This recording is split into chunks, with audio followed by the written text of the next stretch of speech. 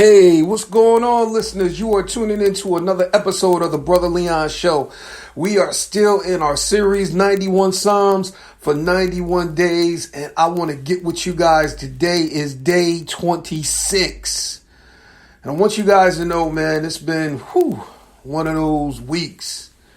We are in a situation right now, man. We have multiple battles on multiple fronts, but God is with us. And we're also experiencing turmoil in our nation because we are almost in what you can call it a civil war. It's like you got the red states versus the blue states about opening, about closing, and people are protesting. And I told you guys what was going to happen. I told you that. I straight up told you about the radicals. I told you about activists on both sides, in the church and outside of the church. And now it's coming to our government. And so the one thing that we still have to deal with, which I feel like, Lord, we should have had a handle on, is this whole issue of racism. But the one thing I want you to know and realize is that racism is a spirit that is deep embedded in the hearts of people, but also in the spirit and in the heart of our nation. Yes, I said it. Racism is embedded in the heart of our Christian nation, and it must be delivered. It must be extracted. But the way that this thing has to happen is that there must be a confrontation. There must be restoration. And in restoring, you got to begin to acknowledge your part in playing, your part in benefiting, your part in also getting to the place where you have promoted it. And a lot of it, I'm going to just be honest, our country is not going to do it, in all honesty. Because in order for people to be healed, they have to admit. And one thing that I notice about America is that our privilege, the privilege of America at sometimes can be the stumbling block of America. And the one thing about privileged people, they feel like that they have no responsibility and no accountability. And at times you will see what fear does to privileged people. Fear will have a privileged person say that another person doesn't look like them. What are they doing in my block? And then follow that person and then execute that person. And then the laws protect that privileged person, such as we saw with Trayvon Martin, such as we are seeing right now with the young man in Georgia. And so the crazy part about all of this is that privilege is protecting, but privilege also takes lives. And it's because of fear. We see it every day when you look at police killing black bodies, killing brown bodies. So many cases, and yet the privilege that protects the police is the same privilege that weaponizes our white brothers and sisters. It's the same privilege that keeps them insulated. Because I'm going to tell you, man, nobody will ever know the burden of what it means to be a person of color. No white person, no white European person will ever know what it's like to be black. Because the one thing about being black is that they have taken that word black and they made it a label. They've given black people, African Americans, however you want to call it, they have given them a label. And that label came through slavery. That label came. And the one thing I want you to realize is that when you put a label on a person, you take away that person's humanity. When you take away a person's humanity, you can do to them whatever you feel, whatever you like, such as rape, such as pillage, such as murder, such as enslave. And that is what has happened to every race of people that has come in contact with the race of people that have had power and authority and resources to enslave another nation. So I'm going to tell you this. Nobody can truly say that they are Americans. And what I mean by that is that this country was taken from the people that were already here. It was taken from the Indians, if you want to be honest. And every other ethnic race that has ever been on American soil to help build up America has always been oppressed and enslaved by white European and privilege. Whether that is rich privilege, classism, and you take that rich privilege and classism and you use it to manipulate the poor people that work for you by telling them, hey, you're better. You're better than them. You come over here. You're just like us. Not realizing that when you have rich white landowners, they need somebody to work the land. They need to manipulate you in order to make sure that their life and their privilege and their control is always saved. And so they'll take and mesmerize and make you believe that you have acquired a certain status in life, even though you're working for them. The one thing nobody ever wants is to give a person power and independence. Because if you give a person power and independence, they are not dependent on anyone. And they can make their own life, their own choices, their own rules, their way. And as long as they're not hurting nobody, they have the most priceless thing on the planet, which is freedom. And that's the one thing that a lot of people have not seen. A lot of people are not seeing economic freedom because you have people that are greedy. A lot of people are still not able to enjoy life, liberty, and the pursuit of happiness because of other people's fear and their privilege that motivates that thing. The fear that gives power to a privilege, and it gets twisted to the point where you don't even care about other people's lives. And I'll give you an example. Whenever you always hear about police, in conflict with the black community and police up here gunning down people unarmed, you always hear the side of privilege that says what happened before the video. You always hear the side of privilege that says, well, you don't know what they did if they would have just complied. How many people need to comply? And there have been times where people have complied. And the one myth that I grew up with was, if you stay in school, you don't have to worry about police. If you go to church, you don't have to worry about police. If you're not involved in any type of illegal activity, you do not have to worry about police. If you go to the army, you do not have to worry about police. But the one thing that I have seen countless upon countless people is that compliance does not guarantee your safety. And the crazy part about it is that the one thing that the white community will never, ever have to do is explain and have that talk with their kids about coming in contact with police. Because there have been people who have complied. There have been people who have been in the army, who have gone to church and still executed by police. Botham John, Christian worship leader, executed in his own house because the cop thought it was hers. And the crazy part about all of this is that she gets free hugs. He's 6 feet in the ground and his family can't even get compensated for wrongful death. That is a sin and a shame.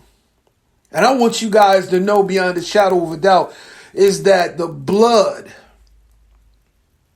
of these victims is crying from the streets. And a lot of people, and I'm getting ready to anger a lot of people by what I'm getting ready to say right now. You have a lot of people that are anti-abortion. And my stance, my personal stance, Brother Leon's stance, is that I straddle the fence. And what do you mean by straddling the fence? I believe that a woman has a right to choose. I do not believe abortion should be as a means of birth control. Either you put a condom on it or you do something, but you use something if you don't want to get pregnant. But I do not believe that we have a right to tell a person that, you can't get rid of that baby, especially if the mother's life is in danger. That's my view. If it's been rape, that's my view. If it's been incest, that's my view. If a crime has been committed and there's rape involved in that crime, that's where I am. And that's what I mean when I say I straddle the fence. But you have some people who are so, they are, how can I say it? They are definitely on that side, no matter what. I can't say no matter what. I'm serious. I can't say absolute because I look at it, every situation is different. But you have some people who are, anti-abortion, but yet quiet when it comes to kids being gunned down by police. Where were the abortion people when Tamir Rice got shot? Where were the abortion people when Trayvon Martin got shot? Where were the abortion people when Mike Brown got shot? Where were the abortion people when Freddie Gray got killed? Seriously. Because the one thing I want you guys to realize is that Tamir Rice, he was aborted outside the womb. In his life, he will never be a husband. He will never be a father. He will never get married. He will never even have kids of his own. And the same with Trayvon Martin, all aborted outside of the womb, if you want to talk about abortion, because that is a means of abortion. But yet the same privilege that promotes that, privilege, conviction, that promotes that, personal conviction that promotes that, is the same type and voice that says we don't know what happened or motivated that person or that police officer to take and fire his weapon. And yet, the black community does not see justice because a lot of times these police are insulated and protected by our justice system, which is privilege, which is controlled by privilege and money. And yes, I will say it. The one thing that I do agree, justice is blind. It's colorblind. It sees the green. If you got enough green, you can get off. If you got enough green, you can get house arrest. If you have enough green, you can potentially get out of jail. But if you black, you're going to do that time. If you brown, you're going to do that time. If you poor, you're going to do that time. And a lot of times, if you white, you're going to get a lesser charge. And I'll give you an example. When it came down to crack convictions versus cocaine convictions, those charges were definitely based on community. And the one thing I will say is this, going back to the crack epidemic, you saw the crack epidemic and how there was no help for black and brown communities and communities affected by crack. But soon as the opioid crisis came about, now there's all kinds of stuff. Because a lot of times our privilege allows us to be blind to other communities. But when that thing hits home, now all of a sudden now privilege wants its voice heard. The white community wants its voice heard because now the problem of addiction has now got out into the suburbs. Just like what happened when black people began to become homeowners. A lot of white people moved to the suburbs. And now you got black people moving to the suburbs and white people coming back to the cities. So you got to understand what happens. And I'm going to tell you right now, man, that whole thing about privilege, every race has it. But when that privilege is weaponized, people die. And you're starting to see it. You've been seeing it. But we have gotten so used to seeing police shootings. We have gotten so used to seeing people on video being murdered that our conscience is beginning to be dull. And we as a church, we've allowed it also in our congregations. When we talk about President Obama being the Antichrist, when we talk about, protesting some of his things and protesting the fact that, homosexual marriage and so forth. And the crazy part about it is that I'm going to tell you this, and this is how political people work the Christian church. Political people will make you think that one group of people can be stopped or can be blocked by a political opponent, such as the homosexual community. But the one thing they don't tell you when they come to your churches and speak is that there are homosexuals on both sides of the aisle. And the homosexual agenda is bigger than the political agenda. And the homosexual agenda is funded and is organized and is people everywhere. And the one thing I want you guys to realize is this, is that no president is going to stop it because they can't. Because there are homosexuals on both sides of the aisle. There's homosexuals in every branch of government. You're never going to stop it. But you have people who will try to say, I'm going to do something about that gay marriage. Or I'm going to stop them. I'm going to stop it. You can't stop it. But yet they sell you on that. That's part of their ticket. You vote for them. And they don't even say anything about it. They ain't going to try to stop it. You want to know why they ain't going to try to stop it? Because number one, they don't have the resources or the strength or the stamina to do that. And on top of that, you're violating a person's civil rights as well. Because the one thing about it is that a person's sexuality is protected by the laws of the land. They're not going to change the Constitution. They're not going to change the laws because people can use their skin to hide their sexuality. Their sexuality can hide behind skin. Sexuality can hide behind white skin. And that's the one thing that you got to realize is that people's privilege, when that privilege and that white skin and that whiteness get together, it's like a shield. And the one thing that I want you guys to know, man, you got to see the type of influence and power that you have, my white brothers and sisters. And that is why there needs to be a conversation. That is why there needs to be deliverance.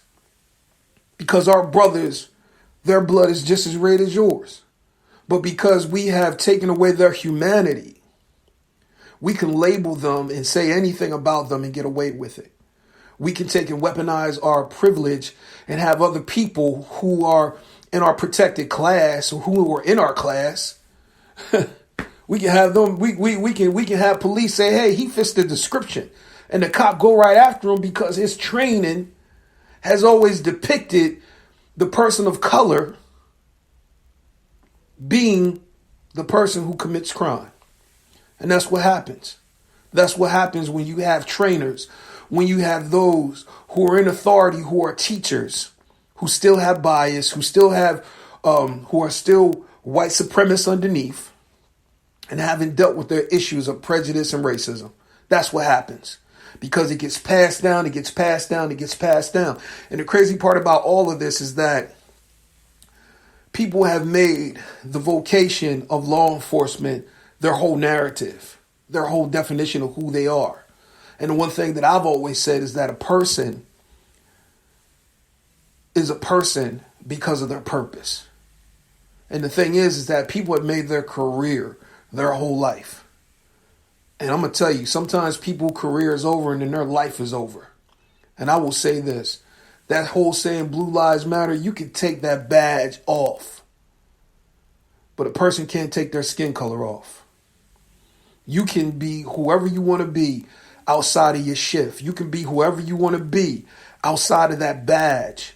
But when it comes to black and brown bodies, that is the skin that they wear. And that's what I mean when I say that no white person will ever know what it's like to be black. You don't have to have that burden. You don't have to walk out and wonder whether or not you're going to make it back home. You don't have to have, tension when a police car pulls behind you. You don't have to have that. As long as you ain't carrying something illegal, as long as you ain't got nothing in there that you shouldn't have, you don't need to worry. But a black person at times, man, they worry. A black person gets into a certain field, they have to carry the burden of the whole race at times. And they have to pay that black tax. When I was coming up, I was told that I had to be twice as better as my white counterparts. As those who I was competing against for a job, I had to be twice as good. And the crazy part about it is that in some job circles, that is the case. That is the tax. And you can't do what some people do. You have to walk a fine line You have to be the example. And I'm going to tell you right now that that is not fair. And a lot of people say, oh, that's being responsible. That's being accountable. Nah, because if that's the case, then that should be around the whole board, but it's not. And I've seen it. It's crazy how you got to, as a black person, as a black or brown person, you got to go above and beyond. But a white person can give you just average and still get the same thing that the above and beyond person has gotten. And a lot of people say, well, yo, man, you need to pull yourself up by your bootstraps. I'm going to say like Martin Luther King said, yeah, pull ourselves by our own bootstraps. But it's an insult to say it to a bootless man. And the crazy part about it is that people will say, well, man, my ancestors, they sweat, they did this, they did that. And a lot of them ain't going to tell you how they got free money from the government. A lot of people are not going to tell you about the white people on welfare. But you hear about people talking about Mexicans and blacks on welfare and this person on welfare. But you ain't going to hear about people, getting grant money for farming, getting money for housing. And then they keep that housing, they keep that money, and they pass it down, and it's legacy. So I want you guys to know is that there have been people who are white who have gotten help from the government. But now those same people that got up on their feet is now frowning on the people that are getting the help that they got. And it's a shame that it's like that. And I'll even deal with the churches. It's a shame that we have classism in our churches and we have the spirit of racism in our churches when you have multicultural churches who have white leadership but will not address black problems in the black community and still take black money.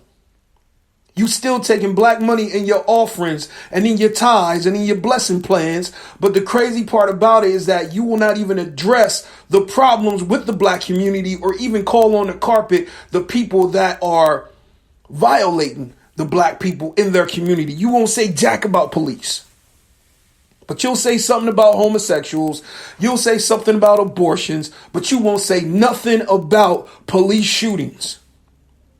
And you'll just say, we need to love, we need to follow the law, we need to pray for our police. Yeah, we do need to pray for our police. We need to pray that the spirit of justice and that the spirit of truth will begin to expose these rogue police and their tactics.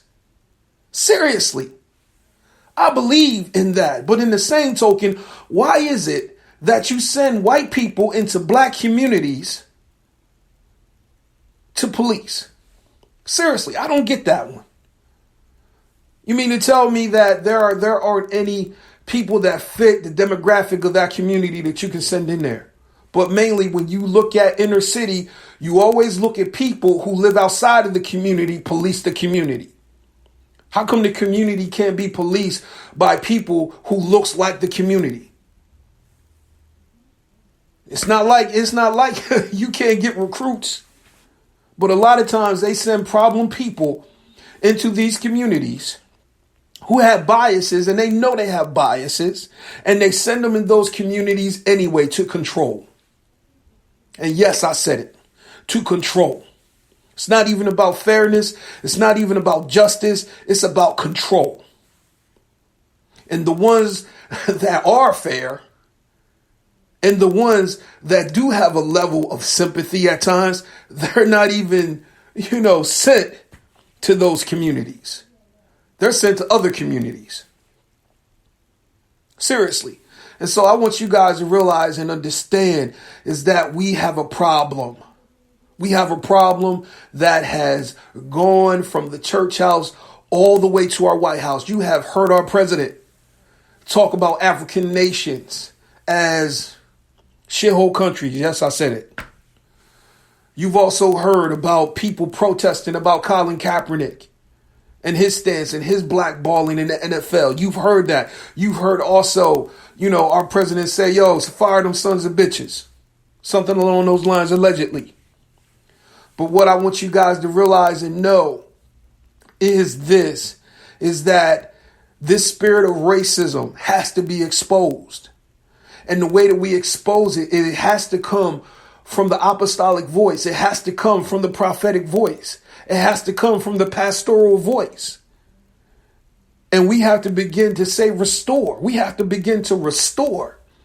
And if restoring means reparations, if restoring means taking some of the locks and things that have held people back, then we do that. Because I look at the benefits. Look at the benefits that America, that our nation has gotten from black people. And the crazy part about it is that when I was coming up in school, you know what type of history that they gave us during Black History Month? Martin Luther King and Harriet Tubman. And as I got older, George Washington Carver. I didn't learn about black history until I got out of school. And that's a shame, because there have been so many contributions that the African American race has made to this country. There have been so many contributions that the Latino race has made to this country. There have been so many contributions that every race has made to this country. But the crazy part about it is that we have the Statue of Liberty. She says what she says, but you might as well put in there, except if you're Mexican, except if you're black, except if you're this, except if you're that, because it does say, give me your poor, give me your hungry. And everybody that got off of that boat, they ended up having a life. But now here it is, people of a different color, they ain't getting no life. They getting a foot in the back. And that's a shame that in this time and in this era that I got to talk about something like this. But it needs to be addressed.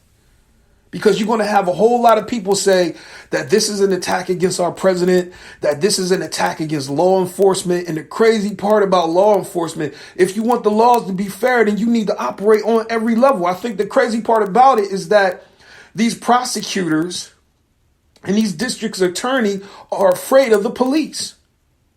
And the reason why I say that is because nobody is willing to convict, even though you see the tape. Even though you see the fact that this person has a history of violence, a history of complaints, a history of racism. But at the end of the day, nobody is willing to do nothing because they are the boots on the ground. They are the boots on the ground, and the lawyers will not prosecute because they need them to have their case, their way of living, their privilege. And that is what I mean when I say the privilege. You got to begin to look at privilege from a different light, because if you're willing to stay silent to keep your privilege and to keep your way of life, you're willing to say, hey, these people, they're expendable. As long as I'm living, long as they ain't coming to my house, I'm good. Yeah, let the police do what they're going to do. I need them. I need them to prosecute. I need them to make sure that I'm getting money. I need them to make sure that I make it to the mayor, to the senator, to the governor, however you want to call it. I need them to get to the next level. So now I'm not going to mess with them because I need them to do investigations. So yeah, I'm going to look the other way. And the police know it, because the police are the boots on the ground. And these prosecutors, these district attorneys, they are not going to mess with the police. Because if you mess with the police, you're messing with their way of life. And that is what I mean when I say privilege insulates itself. And when privilege is weaponized, people die. Because now you have used your privilege, and the fact that you have law, and the fact that you have knowledge and wisdom and understanding on law and how things work and how the justice system is supposed to be, you're willing to look the other way, even though you see people being oppressed, even though you see people being murdered. The crazy part about it is that we saw what happens. We see what happened. We saw it first with Rodney King. And black people been saying that there's a problem with the police. But yet the cries went unheard. And the crazy part about it is that now there's denial and delusion that has come in because of fear, because of privilege.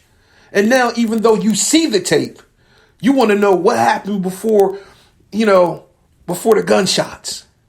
What happened before the event? What prompted it? What motivated the cop to do? Really? But when it's the other way around, you got enough evidence.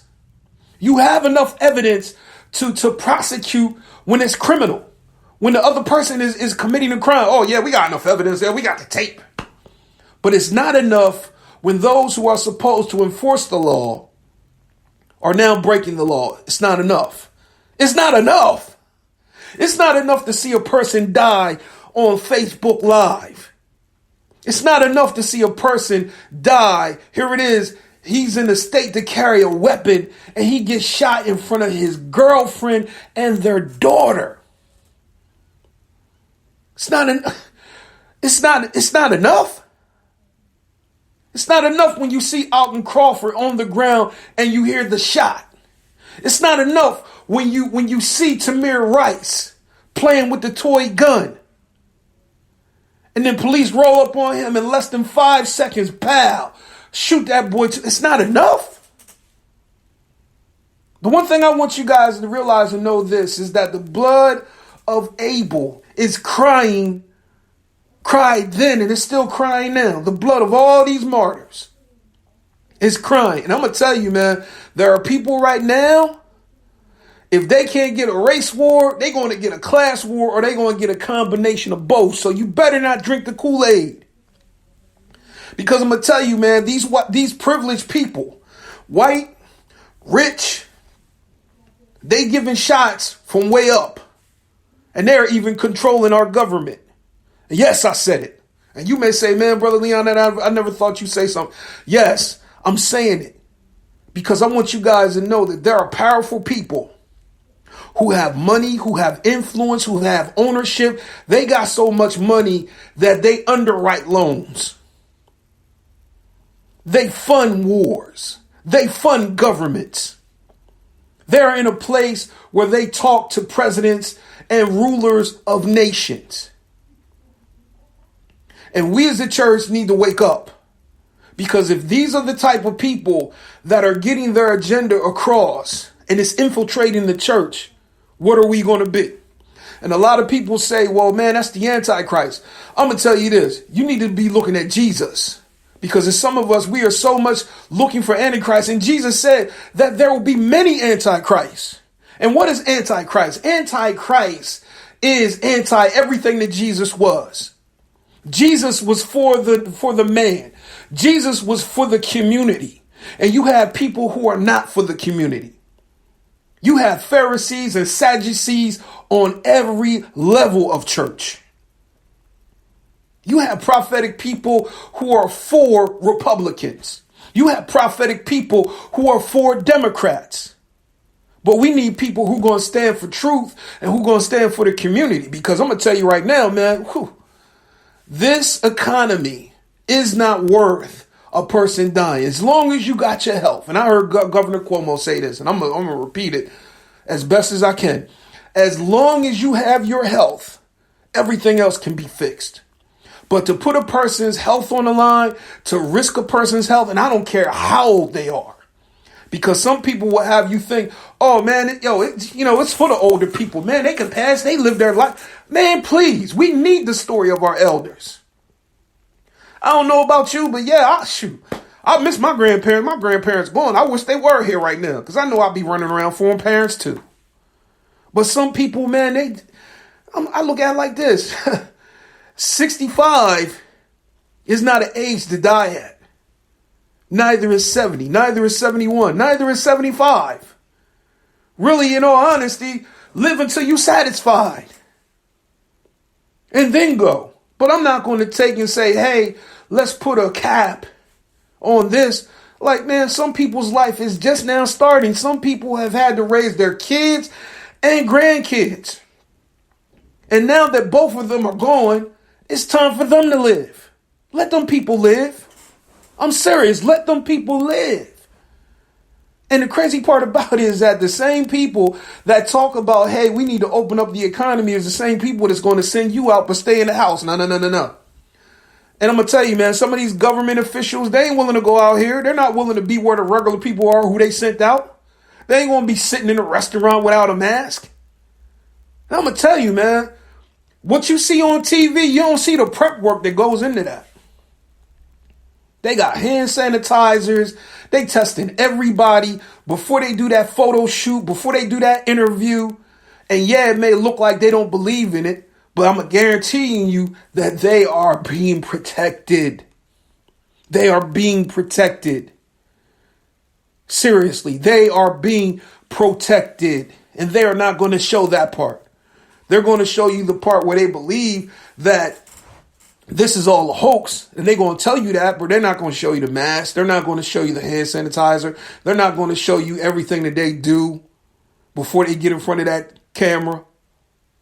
Because they do believe, but it's more profitable for them to say it's a hoax in front of the camera, and then you believe everything that you see on TV, everything that you see on Facebook, everything that you see on YouTube.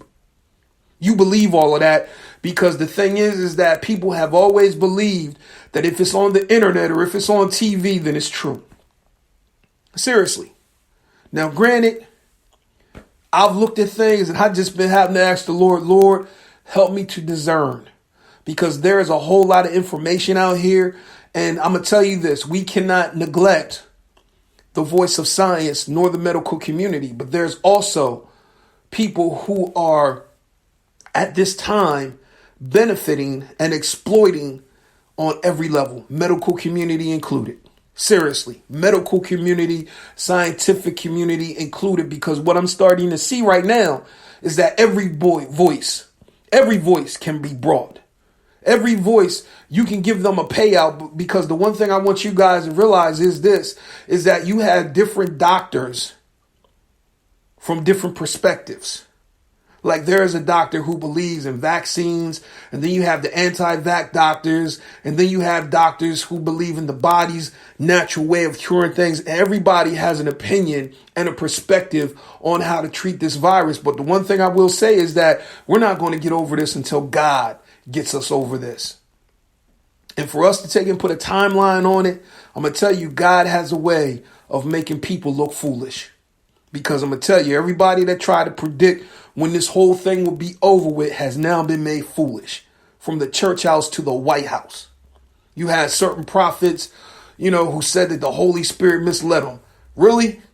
The Spirit of truth misled? Nah, you misheard. You misspoke. Seriously. And so I want you guys to understand this, is that we have got to get to the place where we see our brothers as our brothers. From the church house to the White House, our overseas brothers. But what we have seen is this spirit of racism in our land like never before. And we've seen what happens when you have the power of fear and racism and privilege and classism all combined together. How that thing can be weaponized. And the crazy part about it is that the excuses that people make on why things are justified. And the crazy part that gets me is that the people that promote this are very shrewd. They're very calculating. They're very intellectual. And they have the ability to blend in. They have the ability to be hidden. Because they're actually working both sides. And when we can begin to see that, we can understand and know that it's about continuing the war, never ending it. It's about having you live with the symptoms and not curing the disease. And I want you guys to see and realize that something has to change, but it begins with us. It begins with our white brothers being able to confront other white brothers about the racism that they have towards black and brown people. It starts by confronting brothers about their whole jokes on Mexicans. Because the one thing that I've seen right now is that I've seen racism allowed in certain workplaces, and supervisors won't even say nothing or do nothing when everybody's ragging on Mexicans. But yet the crazy part is that we love the culture. We love the imported beer. We love Taco Tuesday. We love Cinco de Mayo. We love all the Hispanic culture. We love the benefits from it. But when it comes to jobs, we feel as though this should nobody be taking. We swear up and down that Mexicans are taking our jobs. Mexicans are taking our jobs. Really? You know what is taking jobs? Automation has taken jobs. Automation has taken jobs. Outsourcing has taken jobs.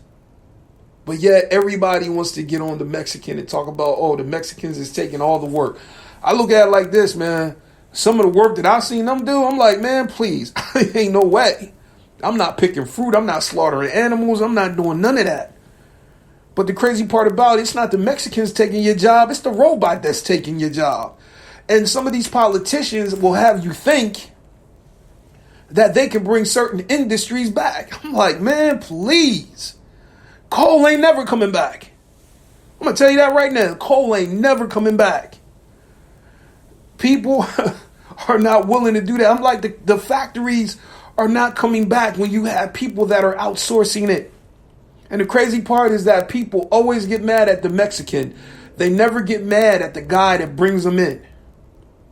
Seriously, they never get mad at the person that takes and outsources. They never get mad at the person that busts up the union, but want to get mad at the worker. And I'm going to just say like they say, don't hate the player, hate the game. Seriously. Because that's the game. The game is privilege wants to keep its money. And I don't care whether you're an American worker in a union. You got a boss to be like, I don't care about Jimmy and them. This is my company. They'll cut you off in a minute. You get hurt. You see how much a company really goes for you. Because they'll replace you in a heartbeat. And I've seen companies, they have liquidated themselves. CEOs, managers have ran off with the money, sank the company, and now nobody has a pension. Nobody has a 401k. And you better hope and pray to God that you had some savings after the fact, because some of these people have worked for 30 plus years and don't have nothing to show for it. Seriously. And then you wonder why is people can get out here and get mad and hold companies and employees hostages, because they've gotten to a breaking point. They've gotten to a breaking point. It's like, I don't care. Somebody going to give me some money, or I'm taking somebody out, or better yet, I'm just taking everybody out because of the way they did me. And I get that. I'm serious. I totally get it, because people, they work with expectation. And then all of a sudden out the blue, you just get these greedy people who come along and just take their whole life and flush it down the toilet, time that they can never get back. And some of these people have had to go to school, and some of these people had to get back out into the workforce after being retired, or so-called being retired. And now the money stopped. Come to find out, the pension got dissolved. There's no pension. There's nothing. And now they got to go back to work and work for the rest of their life or until they die. And that is a shame when you have it here in America. Because that is the power of privilege. That is the weaponization of privilege. And we could talk about racism, and racism will always be a talk. But when we decide that we are going to really look at it, and when we decide that we are going or not going to allow the devil to allow us to oppress us, to take away our brothers and sisters' humanity, because all it is a spirit. It's a spirit of control. It's a spirit of fear. You're being oppressed, so now you have to oppress. Because the one thing about it is that nobody wins in this game. The Bible says the thief cometh not, but to steal, to kill, and to destroy. But Jesus said, I come that you might have life and have it more abundantly. You got to look at how the system of racism works. And I'm going to say this. There's a difference between racism and there's a difference between prejudice. As a black person, a person of color can never be racist. They can be prejudiced, but never racist. And I will say this.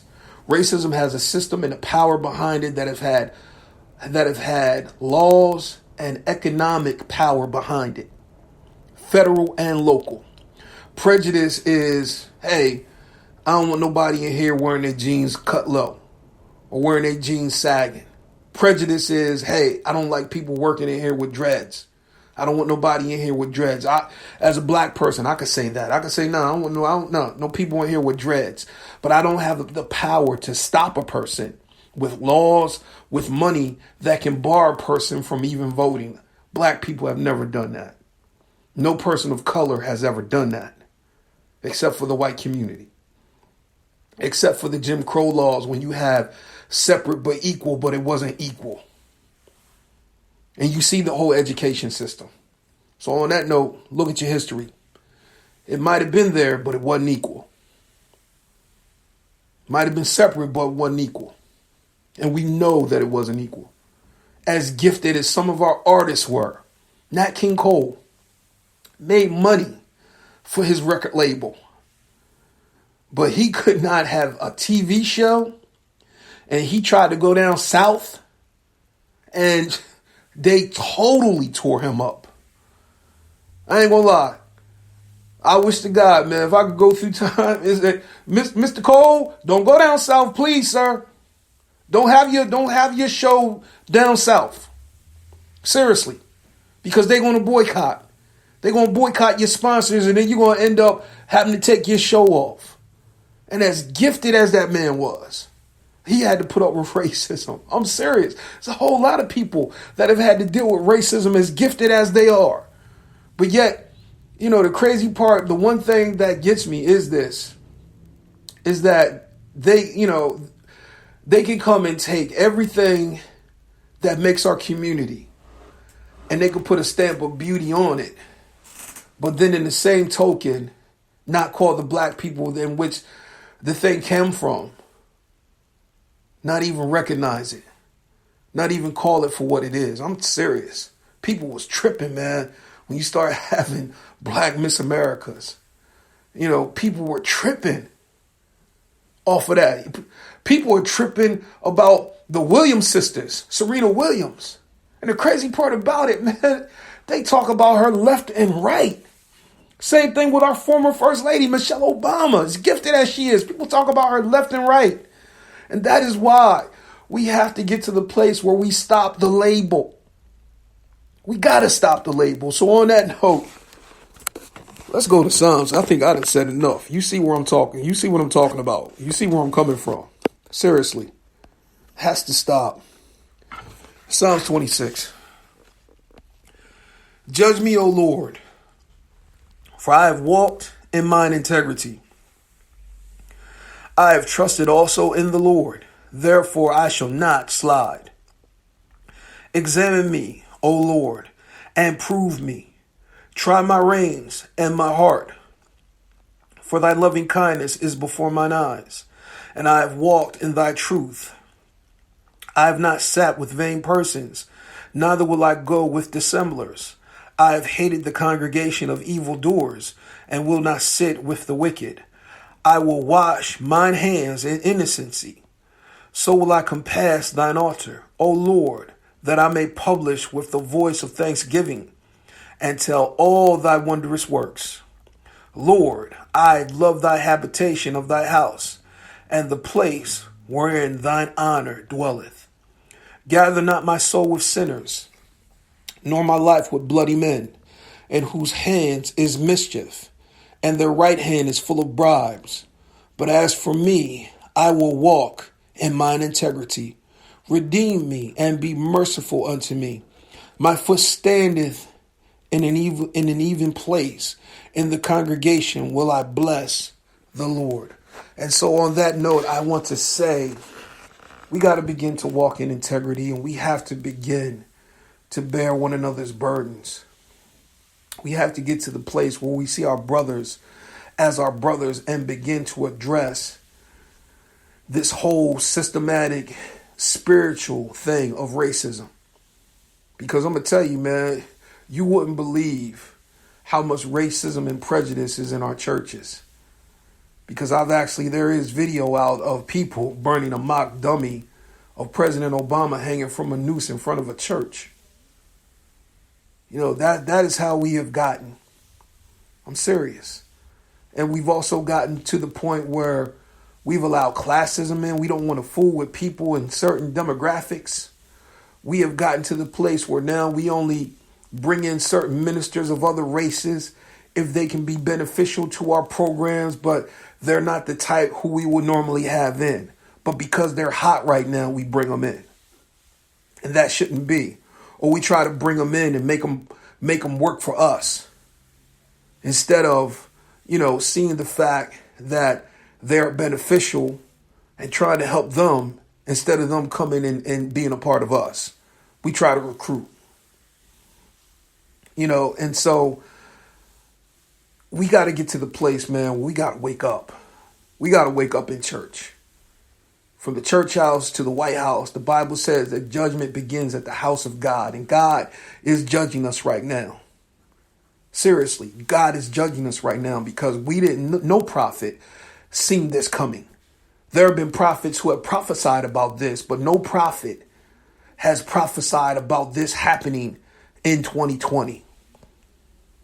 I think if anything, like I said, the most minor prophet, which is the newspaper, says something about this, but we ignored it. We ignored it when we heard our president talk about it. It's a hoax. It's over there. It's not coming over here. And then bam, next thing you know, here it is, man. We scrambling at the end of February going into March. And in March, second week in March, the whole nation went to hell over this whole virus. And I'm saying this, not literally, figuratively. So we have got to wake up when it comes to this whole thing. And you may say, man, Brother Leon, why? I'm going to tell you, man, God is calling us to repentance. And we have got to wake up. You may say, man, I'm dealing with enough. And I'm going to tell you, man, life is not fair, but God gives us balance. And he has said, my grace is sufficient for thee. So you can maintain in this season. But don't give yourself over to privilege. Don't give yourself over to the privilege of your community. And even to my black brothers and sisters, don't take this as a badge to go out here and be vengeful. Because the Bible says that vengeance is mine, I will repay. But a lot of people, they want to see it. And they'll take it and send guns to your community to get it started. They'll sit out here and send the addresses of some of these violators. Send the address knowing, we going to get it started. And that gives us reason to go out here and have our militia just start gunning down people. All people need is an excuse. And all the devil needs is somebody that's going to be his pawn. And like Jesus said, that there will be many antichrists. Many antichrists. So it's not just one particular person. The antichrist is a system. It's a system of anarchy in which we want to see how low we can take the community and then come in there as a savior. And then we got them. Because if you look at the history of dictators, if you look at the history of those who have called themselves Christ, who tried to be God or be a God, they died like men. But God has given us power to uplift. To uplift, not just the race, but to uplift. Uplift his name. Because he said, if I be lifted up, I will draw all men. And we are supposed to be sons and daughters of God. We are supposed to be the ones who walk as he walked. We're supposed to be the ones who walk in love. Because God said this. Jesus said this. By this shall all men know that you are my disciples indeed, when you have love one towards another. And the Bible says that thou shalt love thy neighbor as thyself. So that means your black neighbor, your Mexican neighbor, your Jamaican neighbor, your Haitian neighbor, your Mexican, I said Mexican, your Asian neighbor, your gay neighbor, your bisexual neighbor, your transgender neighbor, the neighbor that had 3 abortions. We're supposed to love all of our neighbors, even the ones with flaws and sins that we can see straight out. Our addicted neighbor. We're supposed to love. And by this shall all men know that you are my disciple indeed, when you have love one towards another. The Bible says that love covers a multitude of sins. And so when we begin to have love for humanity, we will begin to make sure that those people that have been oppressed by privilege and been executed by the weaponization of privilege, we will begin to restore. We will begin to do that which needs to be done, which is remove the burden and destroy the yoke of racism by giving back that person's humanity. And you may say, well, it wasn't me. I wasn't born, but you benefit from it. You benefit from it every day. And you benefited so much from it that now you are totally oblivious to it. Seriously. Some people are oblivious to it. Some people know it and they know how to use it. I'm telling you, some people know how to use it. I'm going to use mine. I'm going to use my whiteness. I'm going to use my privilege. So I want you guys to understand and know that no, I'm not attacking any white person or any white listener. I'm not even attacking the police. I just want you guys to wake up and see what's going on.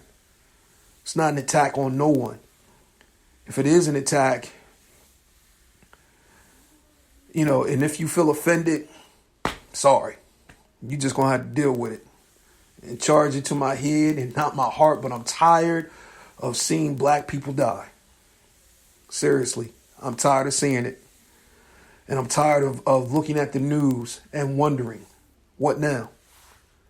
What now? But no, this is not an attack. This is a wake-up call.